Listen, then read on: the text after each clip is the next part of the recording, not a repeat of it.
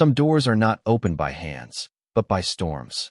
Clara Whitmore did not know how long she had been lying beneath the snow, only that the world had grown strangely quiet around her, as if even the wind had stepped back to watch her disappear. The road was somewhere beneath the white drifts, the forest somewhere beyond the black shapes of the pines, and the sky above her was nothing but a low, merciless darkness. Snow gathered on her lashes. It settled in her hair, along the sleeves of her wool dress, inside the torn edge of her cloak where the cold had found her skin and stayed there like a second death. Her breath came in small, broken clouds, each one weaker than the last. In her right hand, hidden against her chest, she held a small silver key so tightly that its teeth had pressed a pale mark into her palm. She could no longer feel her fingers, but she remembered the shape of it. She remembered her father's trembling hand closing hers around it only 3 nights before he was gone. If anything happens to me, Clara, take this to Ravenhurst. Trust no one else. At the time, she had thought grief had confused him. Ravenhurst was not a place decent people spoke of with comfort. It was the estate beyond the northern woods, the great stone house where Duke Adrian Blackwell lived like a ghost after society had turned its face from him. Mothers lowered their voices when his name was mentioned. Men called him fallen. Women called him cursed. Clara had never seen him. She had only heard that Ravenhurst had more locked rooms than servants, more shadows than light, and a master who had not smiled in 7 years. Yet now, with snow filling the hollow of her collar and the cold drawing her thoughts apart, thread by thread, her father's warning returned with painful clarity. Take this to Ravenhurst. She tried to lift her head, but the effort sent a shiver through her so deep that she sank back against the frozen ground. Somewhere far away, a branch cracked beneath the weight of ice. Somewhere closer, the wind moved through the trees with a sound like whispering silk. Clara's lips parted. Please, she breathed, though she did not know whether she spoke to God, to her father, or to the empty road. Do not let him have it. Him, Edmund Whitmore, with his polished boots, soft gloves, and polite smile that had never once reached his eyes. Edmund, who had placed her in the carriage that afternoon and told her she was being taken somewhere safe. Edmund, who had watched the road curve away from town and said nothing until the forest closed around them. Edmund, who wanted the key more than he wanted her alive.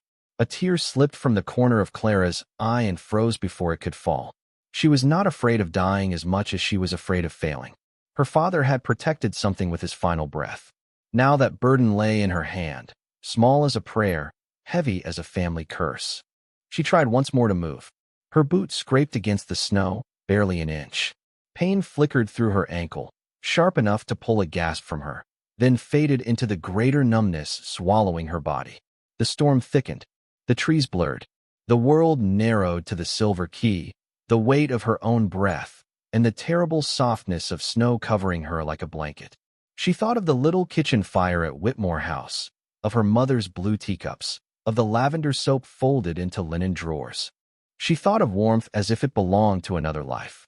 Then, just as her eyes began to close, she heard it. Not the wind, not a branch. Hoofbeats. Slow at first, then nearer, striking the hidden road with a muffled rhythm beneath the snow. Clara forced her eyes open. Through the white veil of the storm, a dark figure emerged between the trees, mounted on a black horse, his long coat whipping behind him like a torn banner. For one suspended moment, she thought he was not a man at all, but some judgment sent by the winter itself. Then the rider drew closer, and the lantern at his saddle cast gold across a severe face, raven dark hair, and eyes as cold and gray as the sky above Ravenhurst. The horse stopped.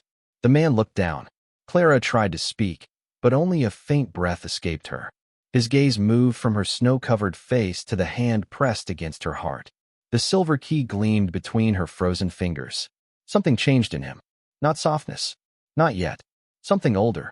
Recognition. Duke Adrian Blackwell swung down from the saddle and knelt in the snow beside her, his black glove closing carefully over her wrist to feel the fragile beat still fighting there. His expression remained carved from stone, but his voice, when it came, was low enough to cut through the storm. Who sent you to die on my road? Clara's eyes trembled open one last time. She did not know his name, but she knew, with the final instinct of a dying girl, that the storm had carried her to the only man Edmund had feared. Her lips moved around a single word. Ravenhurst. Then the darkness took her, and the fallen duke lifted her from the snow as if the past itself had been placed in his arms. The first warmth Clara felt was not fire, but motion. She floated somewhere between darkness and waking, held against a steady chest while the storm roared around her like a living thing denied its prey. The duke's cloak had been drawn over her face, shielding her from the worst of the wind, yet the cold had already sunk too deeply into her bones to be frightened away by wool and will. Beneath her cheek, she heard the measured beat of a heart that did not hurry. Duke Adrian Blackwell rode through the northern woods with one arm locked around the girl he had pulled from the snow, his jaw set, his eyes fixed on the dim lantern glow swaying ahead of his horse. Ravenhurst Manor was still half a mile away, hidden beyond the rise where the pines thinned and the old stone road began. In any other weather, the distance would have been nothing. That night, every yard felt like a bargain made against death. Clara stirred once, barely. Her fingers tightened around the silver key, and Adrian felt the movement even through his glove. He looked down. Snow clung to her pale hair and lashes. Her face was colorless except for the faint mark of the cold along her cheek, yet there was nothing weak in the way her hand guarded that key. Even unconscious, she protected it. That troubled him more than the storm. "Hold on," he said, though he had not spoken gently to anyone in years. "You have reached Ravenhurst. Whatever brought you here, you will not die on my land tonight." The horse pushed through the final stretch of drifting snow, and at last the manor appeared, rising from the dark like a wounded cathedral. Its towers were black against the white sky. Its windows glowed with thin amber light. Ivy, stiff with ice, climbed the ancient walls, and the great front doors stood beneath a carved stone arch worn smooth by generations of Blackwells who had passed through them in triumph, disgrace, mourning, and silence. Adrian had believed nothing would ever cross that threshold again with the power to disturb the dead calm of his house. Then Clara Whitmore arrived in his arms. The doors opened before he reached them, pulled wide by Mr. Hollis, the elderly butler, whose silver eyebrows lifted at the sight of his master carrying a snow-covered young woman through the night. Behind him, 2 footmen froze in astonishment. "Your Grace," Hollis said, the words catching only slightly. "Good heavens. Send for Dr. Mercer. Wake Mrs. Vale. Prepare the blue room and have hot water brought up at once." Adrian crossed the entrance hall without slowing. And no one speaks of this beyond these walls. The butler understood many things from very few words. "At once, Your Grace." Clara's head rested against Adrian's shoulder as he carried her past the veiled portraits, past the long staircase of gray stone, past the cold suits of armor that watched from their corners like silent witnesses. The house seemed to notice her. The flames in the hall lamps trembled. The floorboards answered under Adrian's boots. Somewhere above, a shutter struck softly against its frame, then settled, as if Ravenhurst itself had drawn a breath. Mrs. Vale, the housekeeper, met them at the landing with her night robe hastily buttoned and alarm plain upon her face. "A young lady," she whispered. "In this storm?" "A living one," Adrian replied. "Keep her that way." The blue room had not been used since the scandal that ruined his name. Adrian had ordered it locked after his younger sister left Ravenhurst in tears 7 years earlier, carrying with her the last warmth the manor had known. Yet tonight he stepped inside as if the past had no right to object. Dust covers were stripped from the bed. Fresh sheets were drawn. A fire was lit in the marble hearth, its first flames leaping hungrily toward the chimney. Adrian laid Clara down with surprising care, then stepped back, but her hand caught the edge of his sleeve. Her eyes did not open. Her voice was only a broken breath. He must not have it. Adrian looked at the key still trapped in her hand. The firelight struck its silver surface, revealing a crest so small that another man might have missed it. He did not. A black raven beneath a broken crown. His family mark.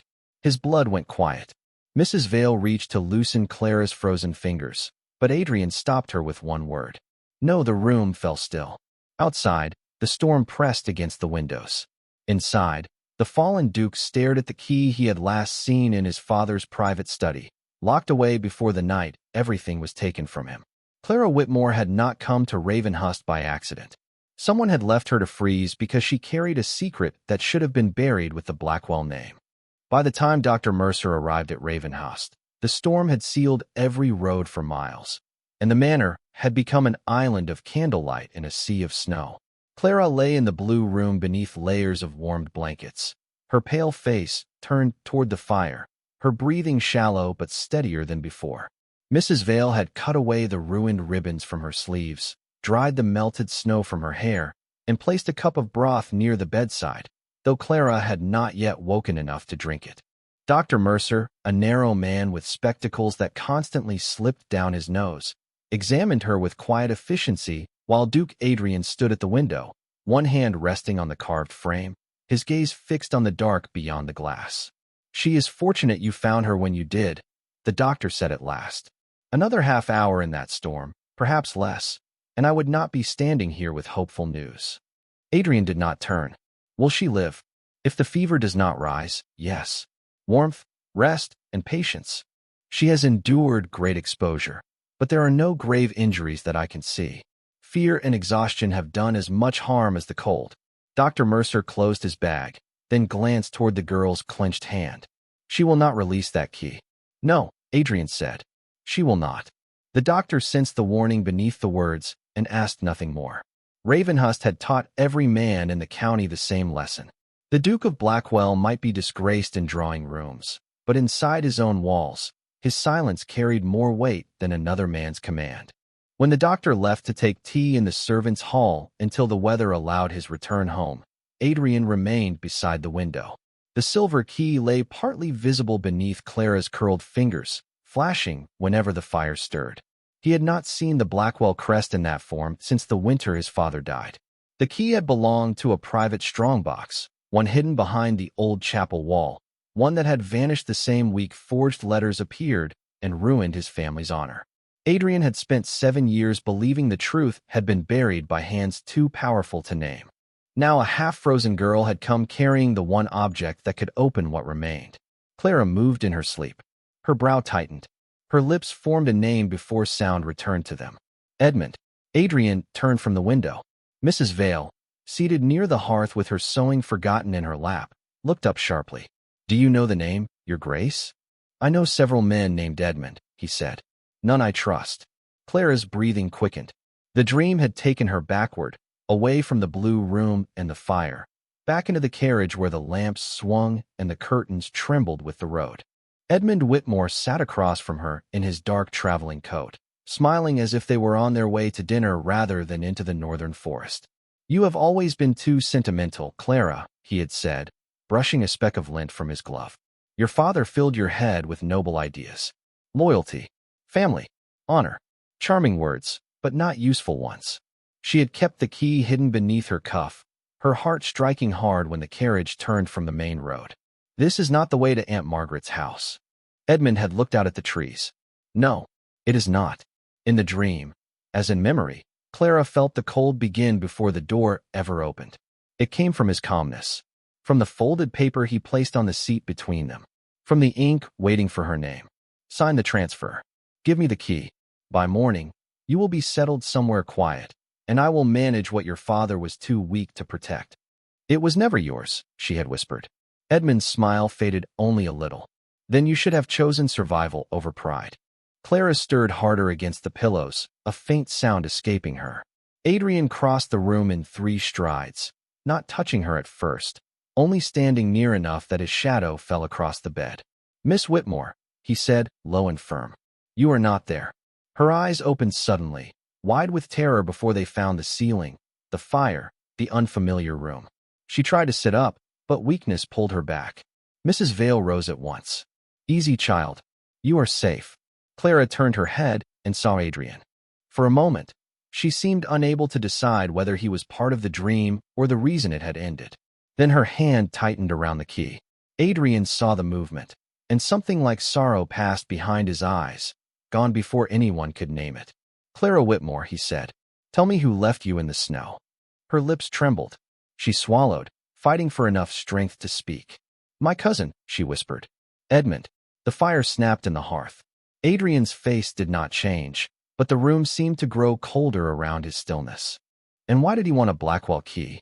Clara looked down at her hand, at the silver crest shining against her palm, and the answer frightened her more than the storm had. Because my father said it could prove who destroyed you.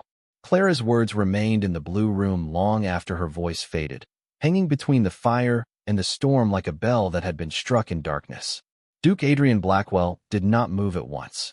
He only looked at her, at the exhausted girl propped against the pillows with the silver key locked in her hand, and for the first time since she had opened her eyes, Clara saw something beneath his coldness that was not anger. It was recognition sharpened by old pain. Mrs. Vale drew the blanket higher around Clara's shoulders, her hands gentle but trembling slightly. You must not strain yourself, Miss Whitmore. Clara wanted to obey. Every breath felt heavy. Her body still belonged partly to the snow, and the warmth of the room seemed to reach her from a great distance. Yet she knew that silence had nearly killed her once tonight. She could not let it protect Edmund now. My father served your father, she whispered. Adrian's eyes narrowed. Your father was Thomas Whitmore? She nodded. The name changed the room. Mrs. Vale lowered her gaze. Even the fire seemed to draw inward. Adrian stepped closer to the bed, though he kept a careful distance, as if afraid that one sudden movement might break the fragile truth between them. Thomas Whitmore disappeared after my father died, he said. The county believed he had stolen from us. Clara's face tightened. He lived with that shame because he was afraid the real men would find us. He said he had carried one thing out of Ravenhurst, not for greed, but because your father begged him to keep it safe. Adrian turned his head toward the window. Beyond the glass, snow struck in pale bursts against the dark, but his mind had gone farther back than the storm. Back to his father's study, to the sealed doors, to the morning when letters were found accusing the old duke of treasonous dealings. Back to the nobleman who had expressed sorrow too elegantly, to the friends who withdrew too quickly, to the creditors who appeared too soon. By sunset of that day, the Blackwell name had become a stain, and Adrian, only 29 then, had inherited not a dukedom, but a ruin dressed in velvet. What did your father say was inside the strongbox? He asked. Clara looked down at the key. Its silver edge had warmed against her skin. Documents. A ledger. Names. He would never tell me more. He said knowing too much could place me in danger. A faint, humorless breath left her. He was right. Adrian's jaw hardened, but his voice remained controlled. And Edmund learned of it after your father died. Yes. He searched our house before the funeral flowers had wilted. He took my father's desk apart. He questioned the servants. When he found nothing, he became kind. Her eyes flickered with shame, though she had done nothing deserving of it. I wanted to believe him. I had no one else. Mrs. Vale reached for Clara's free hand. Loneliness makes liars sound merciful, my dear. Clara swallowed. This afternoon he told me Aunt Margaret had sent for me. He said I would be safer outside of town until the estate matters were settled. The carriage was warm. He spoke softly. For almost 20 minutes, I thought perhaps grief had made me unfair to him. Her lashes lowered. Then the road changed. Adrian saw it without her needing to paint every detail. The wrong turn. The darkening woods. A polished man with a paper prepared and a storm waiting to erase what pride refused to surrender. He had known cruelty in parlors and courtrooms, in sealed letters and smiling visits. But this was colder. This was patience without conscience. He asked you to sign over your father's property, Adrian said, and to give him the key. Clara nodded. When I refused, he said I had chosen the snow. Mrs. Vale inhaled softly, but Adrian lifted one hand, not to silence compassion, only to steady the room. His face had gone still in the dangerous way old houses do before a beam gives way. Where is the strongbox? Clara asked. Adrian looked toward the wall opposite the bed, where a faded tapestry covered gray stone and older secrets. If your father spoke the truth, it is behind the chapel wall beneath the east tower. My father built hiding places into Ravenhurst during the border disputes, though most were sealed before I was born. Then open it, Clara whispered. Tonight. Mrs. Vale turned sharply. Miss Whitmore, you can hardly sit upright. Clara's fingers tightened around the key. Edmund believes I died in the storm. That means he will move before morning. He will return to my house, destroy whatever he missed, and tell the world a tragic story with clean hands. Adrian studied her face. There was fear there, yes, and exhaustion, and the pallor of a woman pulled back from the edge of winter. But beneath all of it stood a dignity he had not seen in the grandest drawing rooms of England. She was not asking him to save her. She was asking him to let the truth live. At last, he extended his hand, palm open, not commanding, not taking. Clara looked at it for a long moment. Then, with visible effort, she placed the silver key into his glove. The instant it left her hand, she seemed smaller against the pillows, as if she had surrendered the last shield between herself and the world. Adrian closed his fingers around the Blackwell crest. "Rest," he said. "I will go to the chapel." Clara caught his sleeve before he could turn away. Her touch was weak, but it stopped him. "Your Grace," she whispered. "If my father lied, I am sorry." Adrian looked down at her hand on his sleeve, then at the girl who had crossed betrayal, snow, and fear to bring him one impossible chance. "If your father lied," he said quietly, then he gave his daughter a very brave lie. "But if he told the truth, Miss Whitmore, then tonight the dead will finally speak." The corridor beyond the blue room seemed longer than Adrian remembered, though he had walked it since childhood. Tonight, with the silver key closed in his hand and Clara Whitmore's warning still moving through his thoughts, Ravenhurst felt less like a house than a witness waiting to be questioned. Candles burned low in iron sconces along the walls. Their flames bent whenever the storm pressed through unseen cracks in the stone, throwing restless shadows across portraits of Blackwell men and women who had all learned, sooner or later, that inheritance was not always a gift. Mr. Hollis followed several paces behind with a lantern, his expression grave, his old feet silent on the runner carpet. "Shall I wake the footmen, Your Grace?" No, Adrian did not slow. "The fewer who know of this, the safer Miss Whitmore remains. And you, Your Grace?" Adrian gave no answer, because safety had not belonged to him for many years.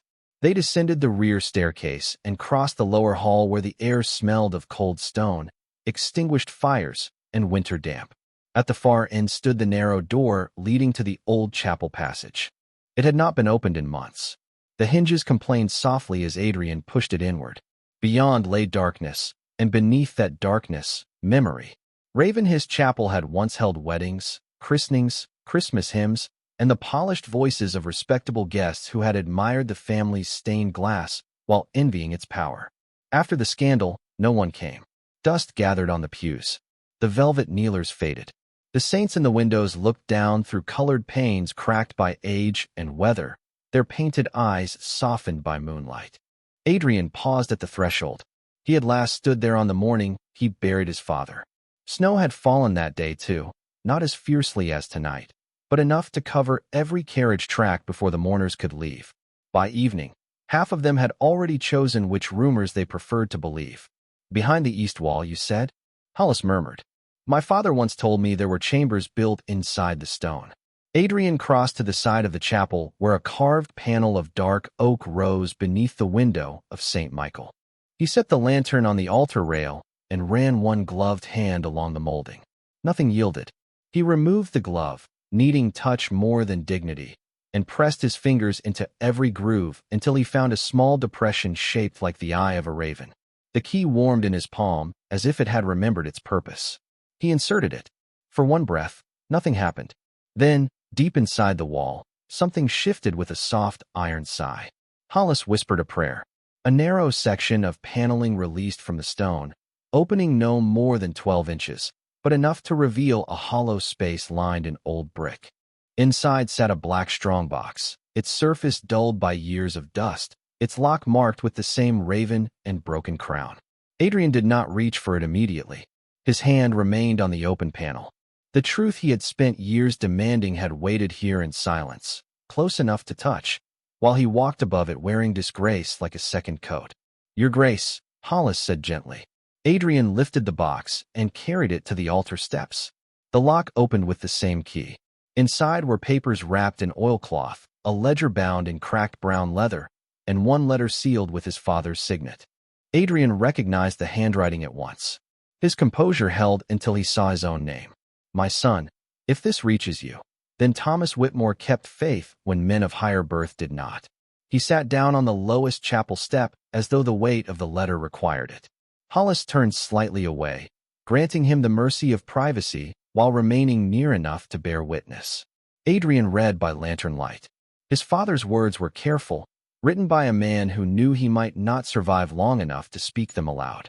The forged correspondence had been arranged by 3 men who feared the old duke would expose their illegal dealings with estate funds meant for widows and tenant families.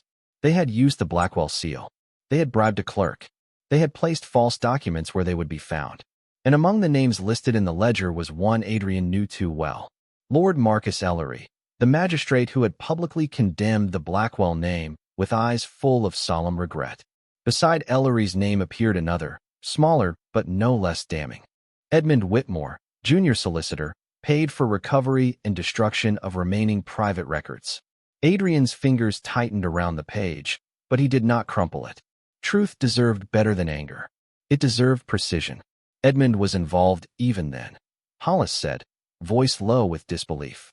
Not powerful enough to create the ruin, Adrian replied. Useful enough to profit from it. He looked down at the letter again, and something in his face altered. The cold mask did not break. It became purpose. Thomas Whitmore did not steal from us. He saved what he could. In the blue room above, Clara awoke suddenly, as if the opening of the strongbox had disturbed the air around her. Mrs. Vale had dozed in the chair beside the bed, but Clara's movement brought her upright at once. You are safe, dear. Clara stared toward the door.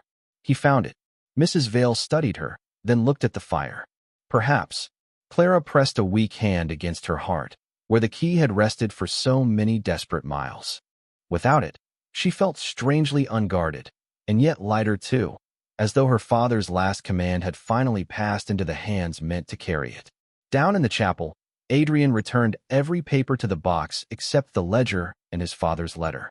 The storm struck the stained glass hard enough to make the old window tremble. He looked up at the painted saint with the raised sword, then toward the dark passage that led back into the house. At first light, Hollis, send riders by the south road if it is passable. 1 to Dr. Mercer, 1 to my solicitor in Boston, and 1 to the county sheriff. Hollis lifted the lantern. And Miss Whitmore? Adrian closed the strongbox. No one touches Miss Whitmore. No one questions her. No one takes her from this house. His voice lowered, becoming something the chapel stones seemed to remember. She came through a storm carrying my family's truth. Now Ravenhurst will shelter hers. Morning did not arrive at Ravenhurst so much as gather itself reluctantly behind the storm. The windows of the blue room had gone from black to pearl gray, and the snow beyond them still fell in heavy sheets, softening the world until trees, roads, and fences became only shadows beneath white. Clara had slept in fragments, waking each time the wind struck the glass, each time a floorboard shifted in the corridor, each time memory tried to drag her back into the carriage with Edmund's calm voice and folded papers. Yet whenever her eyes opened, she found the same fire burning in the hearth, the same warm blanket over her shoulders, the same quiet certainty that Ravenhurst had not vanished like a dream. Mrs. Vale brought tea sweetened with honey and helped Clara sit against the pillows. Her hands were steadier now, though weakness still lay over her like a veil. His Grace has been awake all night, the housekeeper said, setting the cup carefully into Clara's hands. Men like him do not rest when truth begins knocking. Clara looked toward the door. Did the key open it? Mrs. Vale hesitated only long enough for kindness to choose its words. It opened enough. Before Clara could ask more, footsteps sounded in the hall. Adrian entered without ceremony, carrying the same black strongbox she had imagined since childhood and feared since her father's death. In the morning light, he looked more human than he had in the storm, but not softer. The shadows beneath his eyes told of a night spent reading Old Grief by lantern flame. He placed the strongbox on the small table near the fire, then looked at Clara as if the distance between them had changed while she slept. Your father kept his promise, he said. Clara closed her eyes for a moment. The breath that left her was not quite a sob, and not quite relief. Then he was not a thief. No, Adrian's voice lowered. He was braver than most men who were born with titles. Those words struck her more deeply than pity would have. She turned her face toward the window, blinking hard, because her father had died with neighbors whispering outside his door and creditors measuring the furniture before the body was cold. To hear one honorable sentence spoken over his name felt like watching a candle lit in a room long abandoned. Adrian opened the strongbox and removed a ledger, several letters, and a folded sheet bearing names in careful ink. Edmund Whitmore's name appears here. 7 years ago, he was paid to locate and destroy records connected to my father's investigation.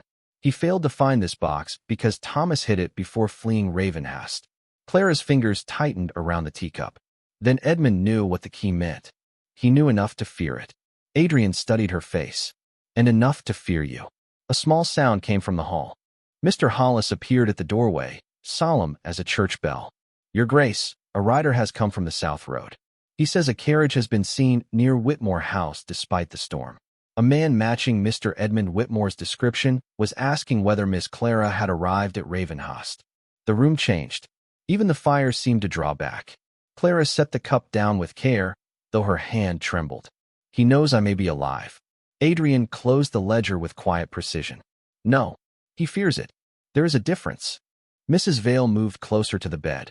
You are in no condition to face anyone. I do not intend for her to face him, Adrian said. Clara looked at him then, really looked. This was not the cold stranger from the road.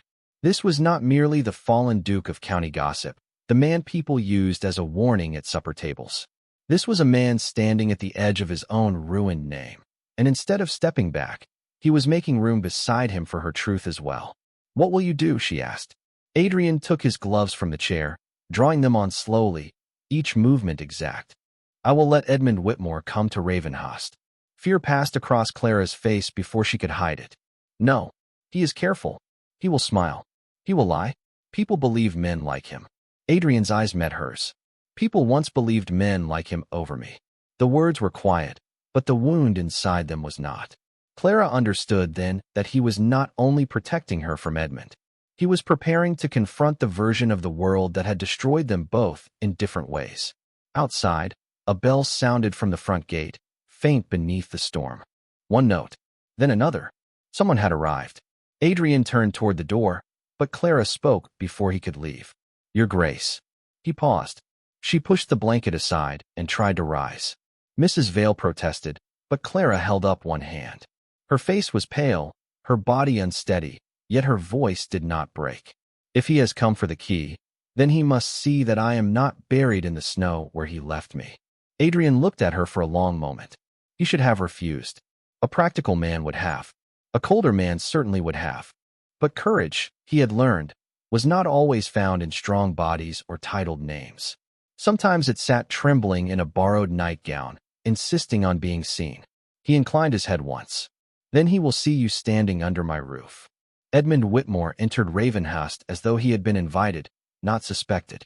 His carriage stood beyond the front steps with snow gathered on its roof and lanterns burning weakly in the gray morning. While he crossed the threshold in a dark wool coat, his hat held against his chest, his expression arranged into concern so polished it might have passed for grief in any warmer house. Mr. Hollis received him in the entrance hall beneath the veiled portraits, and for the first time in many years, Ravenhurst held its breath for a guest. I regret the intrusion, Edmund said, brushing a trace of snow from his sleeve. The weather has made travel difficult, but family concern does not wait for clear roads. I was told my cousin may have been seen near your estate. His eyes moved carefully around the hall.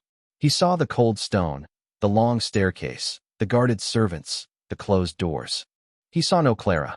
He relaxed by a fraction. Then Duke Adrian Blackwell stepped from the shadowed corridor with the black strongbox beneath one arm. Edmund's face did not change, but the hand holding his hat tightened. Mr. Whitmore, Adrian said, how devoted of you to search for a cousin you believed was traveling safely to her aunt. Edmund gave a small, sorrowful smile. Miscommunication, Your Grace. A distressing one. Miss Whitmore has been unsettled since her father's death. I feared she might have wandered in confusion. Through a blizzard. Grief makes people act unwisely. Adrian descended the last step slowly. So does greed. The word fell cleanly onto the marble floor. Edmund's smile thinned. I am sure I do not understand. No, Adrian said. I am sure you understand very well. At the top of the staircase, Mrs. Vale appeared first, one hand on the rail. Beside her stood Clara, wrapped in a deep blue robe borrowed from the household stores, her pale hair braided loosely over one shoulder, her face still marked by weakness, yet lifted with a quiet that made the entire hall turn toward her. Edmund looked up. For one unguarded second, Fear broke through his composure. It was small, a flicker only. But Adrian saw it, and so did Clara. "Good morning, Edmund," she said. Her voice was soft, but the silence carried it. "You look surprised." Edmund recovered quickly, too quickly. "Clara, thank heaven. We have been terrified for you." Clara came down 3 steps with Mrs. Vale close beside her. "Were you terrified before or after you left me on the northern road?" A footman drew in a sharp breath. Edmund's face hardened beneath its mask. "My dear cousin, you are ill. You do not know what you are saying." Adrian opened the strongbox on the table near the staircase. The sound of the lid lifting was quiet, but Edmund's gaze went to it as if pulled by a chain. "She knows enough," Adrian said. "Thomas Whitmore knew more. My father knew all of it." Edmund stepped back. "Those old stories ruined enough lives. You would be wise not to resurrect them. Truth is not a ghost, Mr. Whitmore. It does not vanish because guilty men close the door." Adrian removed the ledger and placed it where the morning light could touch the page. "Your name appears beside payments made for the recovery and destruction of Blackwell records. Lord Marcus Ellery's name appears above yours. There are letters, dates, witnesses, enough to interest the sheriff, my solicitor, and every newspaper that once printed my disgrace." Edmund's mouth went pale. "You cannot prove the meaning of any of it." Clara took another step down. It cost her strength. Adrian noticed, but did not move toward her, because he understood that this moment belonged to her standing, not being carried. "My father proved it by keeping the key from you," she said. "You searched his house. You lied at his funeral. You called yourself my protector while preparing papers to steal what little he left me. And when I refused, you trusted the snow to finish your argument." Edmund looked at the servants, at Hollis, at Adrian, then back to Clara. The room had become a courtroom without benches, and every candle seemed to witness against him. "This is absurd," he said, but the confidence had drained from his voice. Outside, hoofs sounded in the courtyard. Another rider had arrived. Hollis crossed to the window and looked out. "Your Grace," he said, "Sheriff Calder has reached the gate." Edmund turned sharply toward the doors. Adrian closed the strongbox with one hand. Leaving so soon? For the first time, Edmund's polished manners failed him. "You do not know what men like Ellery can do." Adrian's eyes were colder than the storm beyond the walls. "I know exactly what they can do. I have lived under their lies for 7 years." Clara reached the bottom step, one hand still resting on the rail. She looked smaller than everyone in the hall, and yet no one seemed stronger. "Then let them learn what a girl left in the snow can do when she survives." The front doors opened, bringing in a gust of winter air and the heavy tread of the law. Edmund looked once more at Clara, not with pity, not with remorse, but with the frightened disbelief of a man seeing the grave he had chosen for someone else opened beneath his own feet. The law entered Ravenhurst with snow on its shoulders and hesitation in its eyes. Sheriff Calder was a broad, weathered man who had known the Blackwell name before disgrace made it difficult to speak aloud in polite rooms. He removed his hat as he crossed the threshold, his gaze moving from Edmund's rigid face to Clara's pale figure at the foot of the stairs, then to the strongbox resting beneath Duke Adrian's hand. No one spoke for several seconds.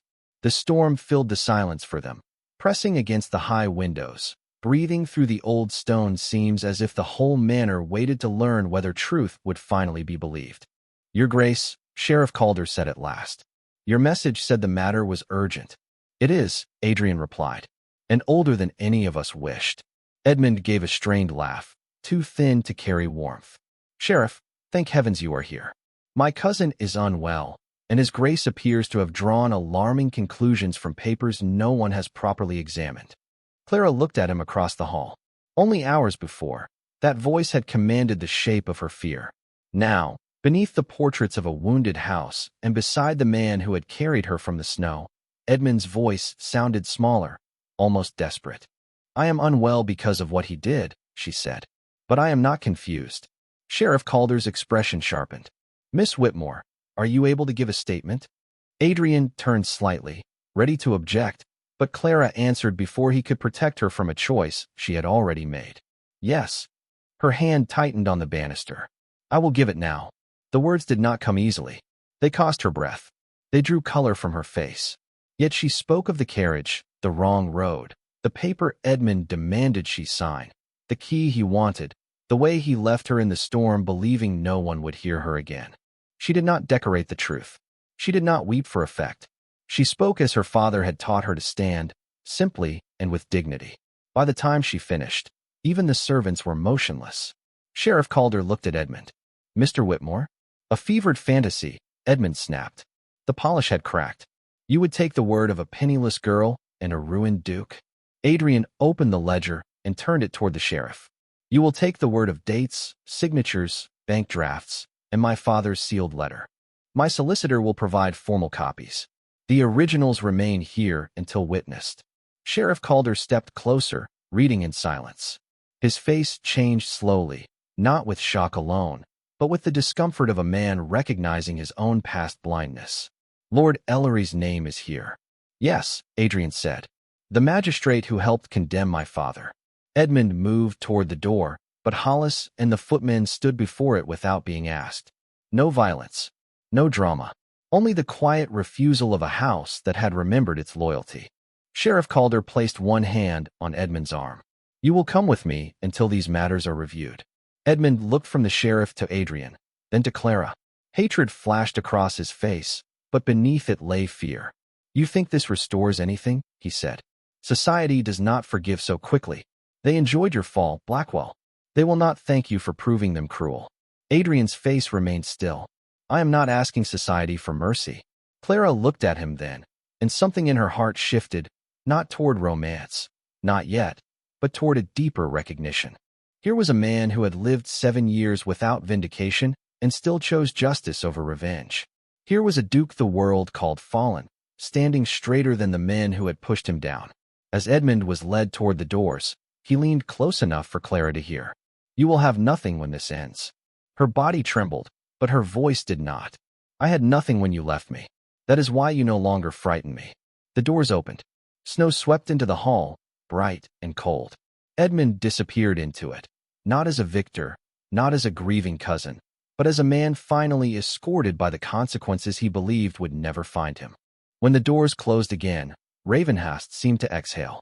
Sheriff Calder remained only long enough to seal the first documents and promise formal proceedings once the roads cleared. The county would hear. Boston would hear. Lord Ellery would hear. The truth had left its hiding place, and no storm could bury it again. After the sheriff departed, Clara's strength finally failed. Her knees softened, and Adrian reached her before she fell, steadying her with one careful hand at her elbow and the other hovering near her shoulder, giving support without claiming more than she offered. "You should have stayed upstairs," he said quietly. "Perhaps," Clara whispered. "But then he would not have seen me alive." Adrian looked down at her, and the coldness in his eyes changed into something more difficult for him to bear. Respect had entered where pity never could. Mrs. Vale hurried forward, but Clara did not move at once. Her gaze had risen to the veiled portrait above the staircase, its black cloth stirring faintly in the draught. "Who was behind that veil?" she asked. Adrian followed her eyes. For 7 years, he had passed beneath it without looking. "My father," he said. "I covered it the day the county called him a traitor." Clara's voice softened. "Then uncover him." The request was gentle, but it struck the deepest locked room in him. Adrian stood motionless for a long moment. Then he climbed the stairs, reached for the black cloth, and drew it away. The old duke's portrait emerged into morning light, stern, dignified, innocent at last. In the hall below, Clara watched Adrian's shoulders lower as if some invisible weight had shifted. Snow continued to fall outside, but inside Ravenhurst, for the first time in years, the house no longer felt buried.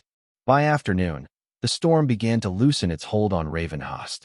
Snow still covered the roofs, the fields, and the long northern road where Clara Whitmore had nearly vanished from the world, but the sky had softened from iron to silver, and a pale line of sunlight touched the windows of the great hall. News had already begun its careful journey beyond the estate. Sheriff Calder carried the first statements. Dr. Mercer had witnessed Clara's condition. Adrian's solicitor would soon place the ledger, the letters, and the old duke's final words before men who had once been content to condemn without listening. Yet inside Ravenhurst, no one spoke loudly of victory. Truth, when it finally rose from a grave, did not enter like a trumpet. It entered like dawn, slowly, quietly, changing the shape of every shadow. Clara remained in the blue room for 3 days while strength returned to her in small, humble measures. A full cup of tea, a walk from the bed to the window, a night without dreaming of carriage wheels in the snow. Mrs. Vale fussed over her with the stern tenderness of a woman who had decided affection was more practical than permission, and Mr. Hollis brought newspapers folded beneath his arm, though he would not let Clara read the harshest lines until she was ready. On the fourth morning, Adrian found her in the gallery, wrapped in a gray shawl, standing before the uncovered portrait of his father. Winter light fell across her face, pale but warmer now, and the silver key rested on a ribbon at her throat, no longer hidden in fear, but kept as witness. "You should not be walking alone," Adrian said from the doorway. Clara did not turn at once. "You should not be watching doorways like a man expecting the past to return through them." A faint breath, almost laughter, moved through him. It startled them both. He came to stand beside her, leaving a proper distance between them, though the silence felt less cold than it once had. "My solicitor sent word," he said. "Lord Ellery has resigned his office, pending inquiry. Edmund's accounts are being examined. Your father's name will be cleared with mine." Clara lowered her eyes. "He would have liked to hear that." "He will," Adrian said quietly. "Not in the way we wish. But truth has a way of reaching the dead through the living." She looked at him then, and what passed between them was not the sudden brightness of a fairy tale, but something steadier, something built from snow, grief, courage, and the strange mercy of being seen at one's weakest and not turned away. "What will become of me now?" she asked. The question carried no pleading, only honesty. Adrian looked toward the window, where the road to town lay buried but no longer impossible. "Your house will be restored to you. The courts will see to that. Until then, Ravenhurst remains open to you." Clara's hand moved to the key at her throat. "People will talk. They have done little else for 7 years. And if they say I stayed here because I had nowhere else to go?" Adrian turned to her. "Then I will say Ravenhurst was honored to shelter the bravest woman who ever crossed its threshold." The words warmed her more than the fire ever had. Yet he spoke them without flourish, without demand, offering respect where another man might have offered possession. Clara's eyes shone, but she did not look away. "You make it difficult to remain afraid of this house, Your Grace." "Adrian," he said, the name leaving him as though it had been locked away almost as long as the chapel wall. She held it carefully. "Adrian." Outside, snow slid from a branch and fell in a soft white rush. Inside, the portrait of the old Duke watched over them with painted solemnity, no longer veiled, no longer accused. In the weeks that followed, Ravenhurst changed by degrees.